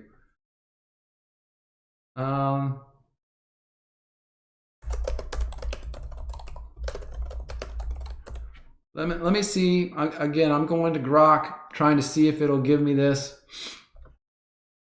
And I want to find yours, Precurious. This is your topic, your question. We're going to do this thing. I want this real bad. I want to do this. And it's okay if it takes a little extra time today to get there. That's okay. That's why we're here together, guys. We already had some incredible stuff we looked at this morning. Incredible.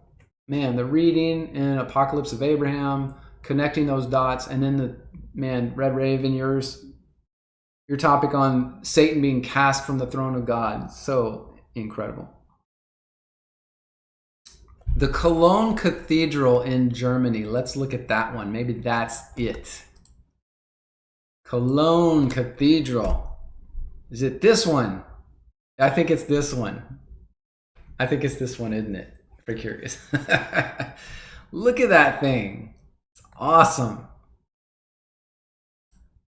Cologne Cathedral. Look at that. Oh my gosh. Yeah, it's incredible.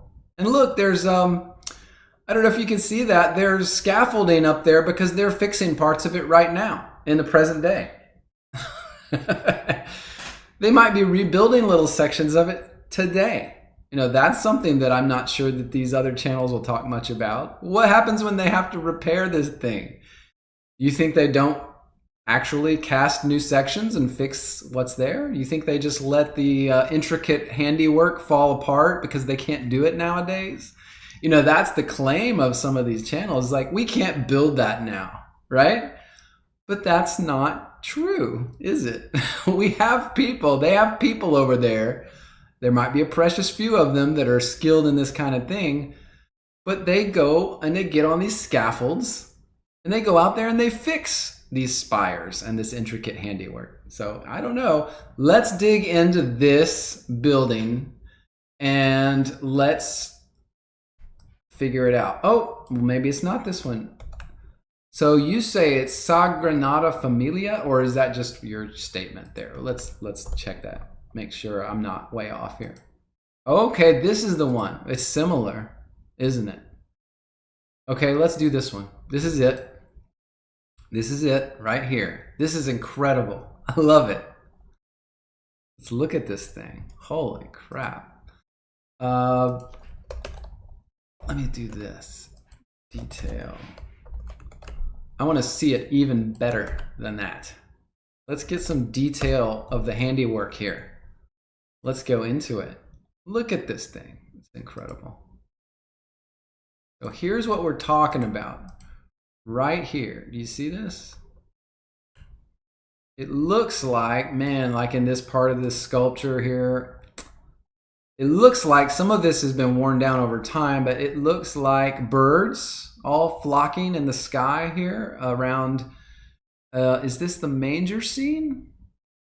I don't know that it is. It is someone crowning a person kneeling. I don't know if this is Mary and Joseph, and that's some representation of God or Christ. This is interesting. Laura, you said this one 25 years ago was covered in scaffolding. They were fixing things and doing stuff to it. That's interesting. What else do they have down here? Here's probably a depiction of a saint receiving blessing or something like that. Some of these windows, you know, some of the people online would say these windows were created by cymatics, right? By sound waves, and they set this up by using sound like people show on top of a drum head, and they'll put sand on it and they'll tap the drum and then it makes shapes, right? Or they'll play a speaker under it, makes shapes.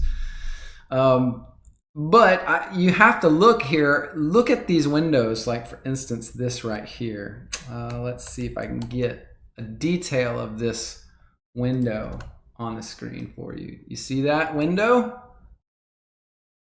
Some of these people will claim to you that this is done by cymatics, by sound. However, this is a very imperfectly designed window. Do you see the discrepancy? It's not symmetrical. It's somewhat symmetrical, like that was the intention, but the execution was not perfect. Do you see that? It's not a perfect geometric shape. So even though, at scale, this is amazing, like your mind is exploding. If you examine the details, some of them aren't quite as crystalline, geometric, perfect as you might suspect, right? So that's just something I'll throw out there. Maybe take some extra time to look at the detail here and figure out if some of the claims being made online are true. Now, let's take this name of this thing. Let's look it up starting with Wikipedia. You guys, I know Wikipedia is not perfect, but let's see what it says. This would be an example of the currently accepted understanding, the currently orthodox understanding of where this building came from. There's an interesting shot of the same building with, people climbing up on, construction towers to get to different aspects of it and fix different things or do different things up there. Very interesting. All right, let's go down here, and it says Basilica y Temple Expiratori Sagrada Familia, or simply Sagrada Familia, is a Catholic church under construction in the Eixample district of Barcelona, Catalonia, Spain. Designed by Catalan architect Antoni Gaudi, it is the tallest church in the world. In November 2010, Pope Benedict consecrated the church and proclaimed it a basilica. Okay. Construction of this church began in March of 1882. So, I mean, that to me right there, guys, that's way after the Little Season crowd is saying that the 1,000-year reign had occurred. So are you saying that's a lie? That's the thing you have to grapple with. Is this date a lie? Or are they saying that, I bet that most of them are saying, well, history has been so hidden from us and 1,000 years was deleted from our chronology. So 1882 actually isn't 1882. It's actually 1233. And that church was built in 1233, even though our date says 1882. That's what people online will say, right? Isn't that what they would claim? Is that how they would claim this is part of the millennium? Is that because that's like, that goes against everything we're reading here. So now we have two competing views, and we don't know what's more accurate, right? What we're reading here is the traditionally accepted view. And what people are saying on other channels about this building is a competing view with obviously less backing. It's just a few people online saying this, right? So now we have to be discerning. We've got two views out there that we now can evaluate against things we find in history. So let's do this. We go back to AI just because it's a good way to summarize information fast. And let me do this on fast mode. The church Sagrada Familia, can you find any historical writings that talk about the funding, founding, or construction of this building? Now we are doing real research, guys. We're doing real research, and I'm showing it to you live. This isn't what the other channels do. I'm just saying, it's like, okay, so let's figure this out. I'm not going to prepare for 5 hours and come up with some crazy stuff and then show it to you. I'm going to let you see what is happening. So the key historical context and primary sources here. Let's see. Founding and the Association Espiritual de Devotos de San Jose, 1866. Josep Maria Bocabella y Verdaguer, a Barcelona bookseller and devout Catholic, founded the Spiritual Association of Devotees of St. Joseph in 1866.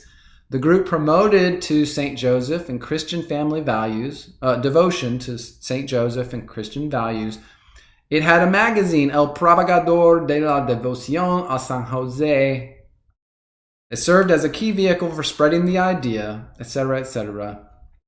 Bocabella purchased this land in 1881 with donations because of his magazine and because of the foundation. And then they set up the building of this church. Does this feel like we're reading lies? Do you think this is all just lies? Like this isn't real? This isn't true? Maybe we could find some of his magazine, El Propagador de la Devoción de San Jose. What do you think, senor? Can we find this? Catalanas Antiguas. Let's see. I like talking in funny accents. So sorry. Here is a picture of it. This is cool. Here's the magazine.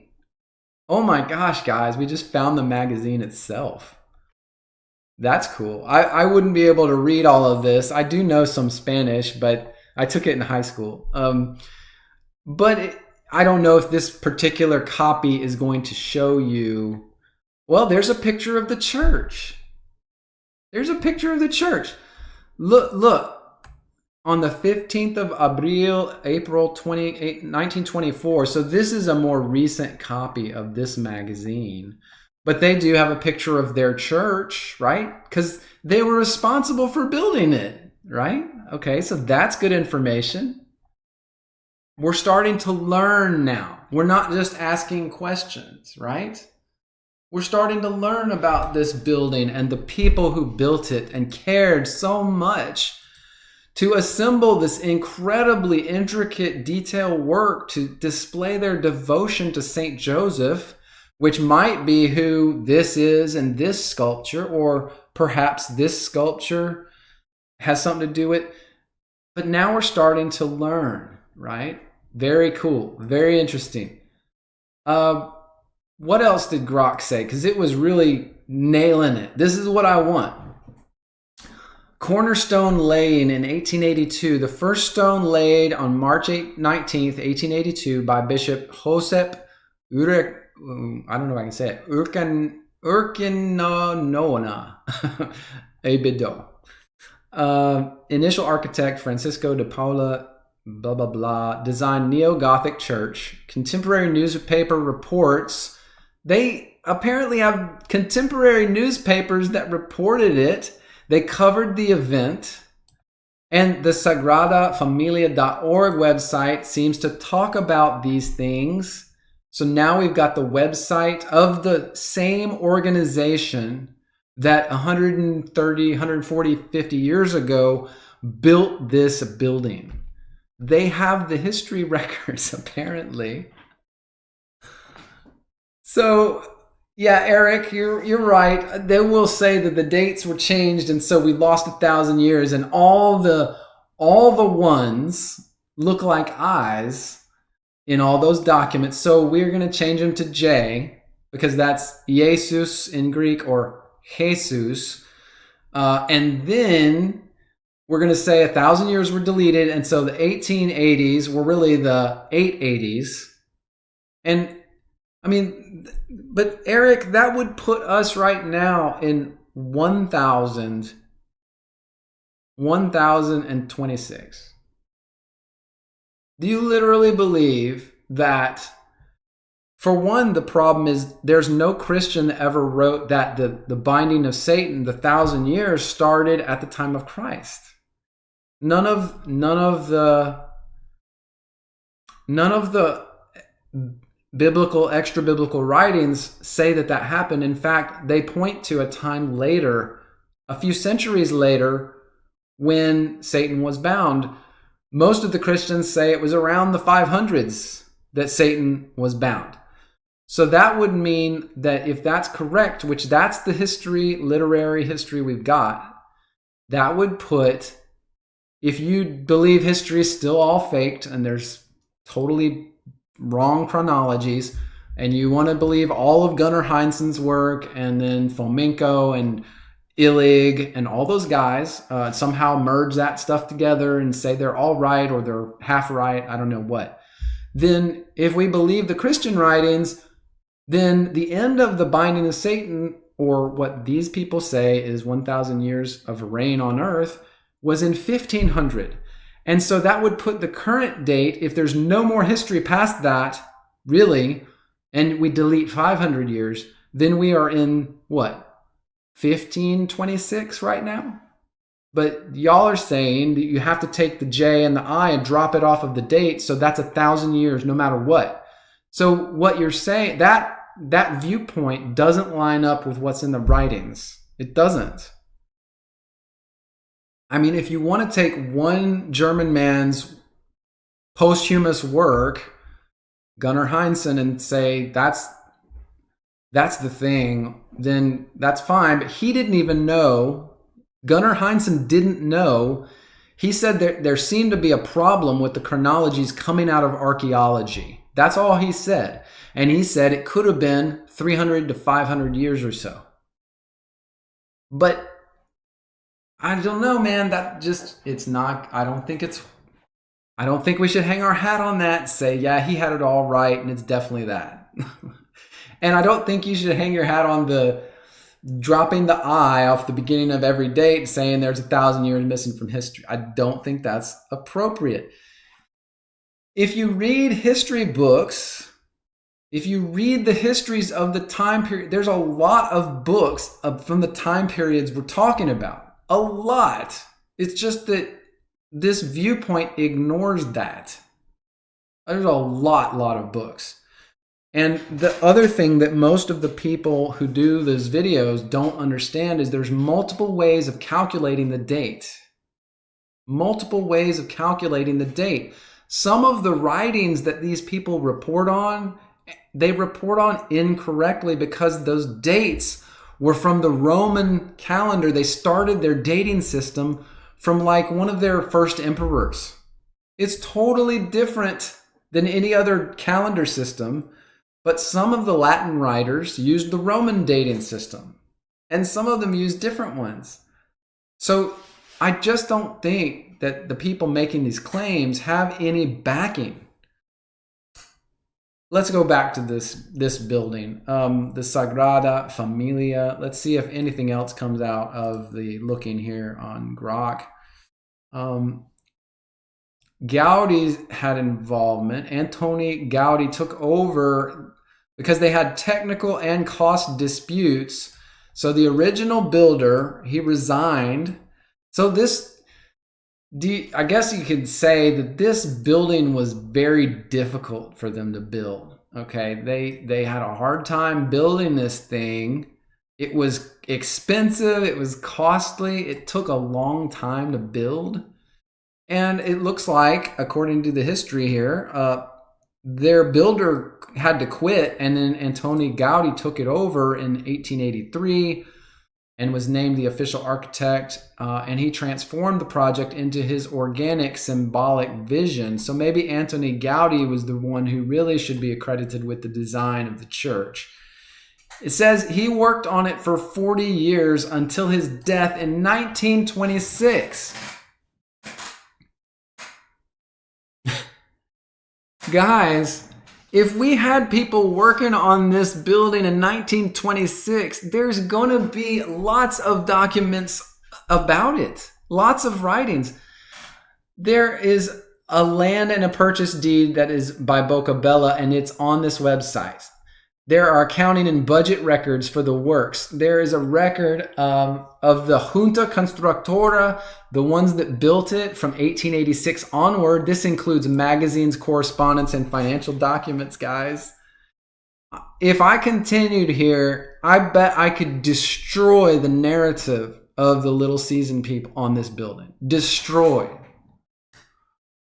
Precurious, you say there are 0 blueprints for this work? Well, that may be true. It says here that Gaudi had plans and models, or at least references to them, and correspondence. So I don't know what to believe then, Precurious.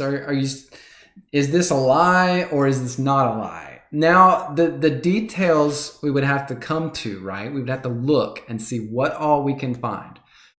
But you can see, let's stop right there for today on this topic and on this building, because you can see from what we just did, this has blown up, and this would take me to find these archival documents and prove out the budget to all the Little Season people out there. It would take me hours and hours of work, right? And we just did one building. It would take me hours of work to prove to anyone's satisfaction out there that this building was built in the late 1800s and was still being constructed up until and through the First World War. Can you imagine that? Through the First World War, this was still being built. It was being finished. And you've got these people claiming that this was the old world and that this was during the reign of Christ that it was built and that angels helped them build it. Guys, I'm sorry, but come on. I don't know. I did a full 360, guys. I mean, this is nuts. That's nuts stuff, okay? That's nuts. Red Raven, I like what you say. You say, if we spend as much time in the study of Scripture as we spend in the rabbit holes, that's a good statement. I don't know what to say to that. Did any of you? So like, I guess per curious, I'm gonna use you as my scapegoat here. I challenge you. If this building to you, you come across a building that looks to you like something from the old world, then you go and you figure everything out you can about it and see if you still believe that it was really a part of the old world. Because I bet you here on this, if I took this information I've got right now and expand on it and find all the tendrils and then find the document, I bet I could destroy the narrative that the people are trying to push about these types of things. Destroy it. Otherwise, you can, what's that Occam's razor? Is it Occam's razor that says that sometimes the simplest solution is the most true one? That these devoted Christians spent 42 years building this beautiful cathedral because they loved God, and they obviously were devoted to God and Christ and this Saint Joseph, which in their religion was so important to them. And so they busted their butts in a time when people didn't have cell phones. They busted their butts, huge crews for 42 years because they loved God and they wanted to see it done.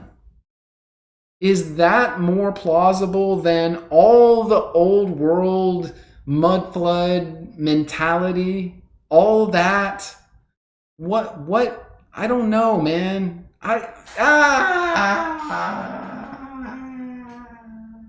There's my other. I did 2 360s. That might be my new thing, because in my new office here, I can do a 360. If I'm just going nuts, I'm gonna go 360, man. Well, either way, guys, I this is fun anyway. So, yeah, we need to. I guess I'll just go back to what I was saying, like Precurious or anyone. Like, if there's a building that you think they're gonna show you in the TikTok videos, they're gonna show you in the 60-second clip, they're gonna show you 60 buildings. And they're going to make assumptions, they're going to make conclusions for you about 60 buildings all in a row. But they didn't take the time. They were just scrolling through and finding pictures and then putting them on a TikTok. They didn't take the time to do what we just did. So what you got to do, if you really care about these topics and you care about knowing the truth, is when you see a building you're interested in, you got to take the time, find out the history, learn, read, pull the sources, then prove it to yourself. Make yourself the arbiter. Prove it to yourself. If you can't do that, then, I shouldn't have to listen to any of those kind of comments or concepts. If you can't prove it to yourself, why should I let you prove it to me? So, anyway, this was a good exercise. Very cool building for sure. Man, I'm telling you, I want to go see it now. Now that I know some of the history, it's really cool. Oh, and they got some chemtrails up there at the top. That's perfect. You see the chemtrails at the top? All right. Well, thanks, guys. At least we had fun, right? All right. Well, let's see. Time-wise, I think we should be about done today. Linda Connor, you asked this question. Before we finish, I'll just try to answer best I can. You said, can angels appear as women? In all the writings I've read, that doesn't ever seem to be the case. Never do I see any writing, especially ancient writing, saying that this angel appeared or a messenger appeared to this person and it appeared as a woman. I can't even think of one. So I think that in general, angels look, from every evidence that we've seen in the writings, they look more male than anything. But as Jesus himself said, in heaven, the angels are neither male nor female. And they don't, well, he didn't say that. He said angels do not marry, right? Is that what the verse says? Let me check it. I don't want to get in trouble for saying something that is wrong. Neither. For in the resurrection, it's actually Matthew 22:30. It says that in the resurrection, people, humans, don't marry, and they're not given in marriage. So in the resurrection, you won't be married any longer if you are now. But instead, you are like the angels of God. So the angels, it doesn't really talk about their gender here, but it does say they don't marry. So either they don't really have a gender, or it's more like a male gender, because we just don't have any record that says they're like a woman. We have almost every record of them says they're like a man. So that's, now, are they looking like a very masculine man or a very feminine man? I can't answer that question. We read about Joel earlier today that said he had bluish skin and a bright countenance and white hair and a aura above his head, probably a green aura above his head, and had purple clothing, purple robes. So that's a pretty apt description, but it seemed to use male or masculine characteristics or pronouns when describing him in the English. So really, to study it closely, we could go to the ancient language there, but I don't know that we get much more than that. I would say, generally speaking, we should think of them more or less as male looking, but probably more or less not gender specific, I would say. But who knows? We'll get there someday and then we'll know. So, Chrissy, we will try to cover the other topics next week. I apologize for we did a lot of great stuff. I went into some detail on some things, but yes, Chrissy, I've still got your topic. And if next week I don't mention it right off, then go ahead and put it back in the comments. We'll try to do it next week. And in the meantime, if I'll rub 5 minutes together, I'm going to look this up a little more. Maybe I'll have more information for you. So, all right. Well, guys, thank you so much for the day, for the time spent. God bless you. Have a great weekend, or remaining weekend. Have a great week. If you missed them, don't forget I did release the 2 videos this week. Enjoy them if you hopefully will. The Rapture video, I think it's a good one. It's got a lot of great information. And then this week, we will do on Tuesday night the reading of the next few chapters of the Epistle of Barnabas. Really good writing, and it gets better as it goes, so I just want to make that mention.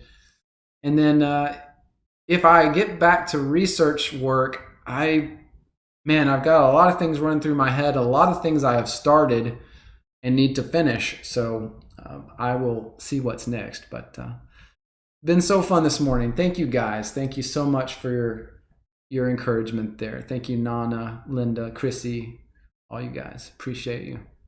All right. God bless you guys. Take a nap this afternoon. Take a rest, and then go study some old buildings, and then tell me what you find next week. I want to know what you find out about the buildings, not what lunch break says, not what JT follows JC says.